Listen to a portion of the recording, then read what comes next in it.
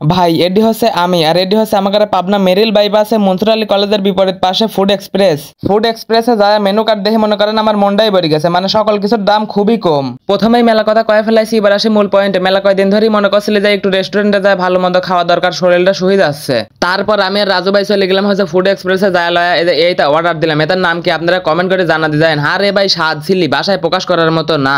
আর এই সাদা সসের কথা কি কব ভাই, মনে করেন যে গোস্তের সাথে এটুকুনি লুচিলি এই সাদা সস মাখায়া মুখের মধ্যে যদি আপনি দেন, আপনি অসাধারণ একটা স্বাদ পাবেন রে ভাই। রাজু ভাই আগে থেকে জানতে যে এই সাদা সস আমার খুব পছন্দ, এই জন্য সাদা সস পুরাটাই আমাকে দিয়ে দিছে। আমরা আর একটা খাবার অর্ডার দিছিলাম, এই খাবারটা অনেক সুন্দর ছিল। মনে করেন এই যে মুরগি নিয়ে আমি ভাজাচ্ছিলাম যে আজ তো মজা করে খাবো, অনেকদিন খাইনি তো। লুচির সংমিশ্রণে গোস্ত আর ওই সাদা সস আর এই চাটনিটার কথা তো কবইলা। সপ্তাহের শেষে আমি একটা কথাই কবির চাচ্ছি, আপনারা যদি এরকম সুন্দর খাবার ট্রাই করবেন চান তাহলে চলে আসবেন পাবনা মেরিল বাইপাসে মনসুর আলী কলেজের বিপরীত পাশে ফুড এক্সপ্রেসে। ভাই সত্যি অসাধারণ ছিল, আপনারা এসে ট্রাই করবেন পারেন।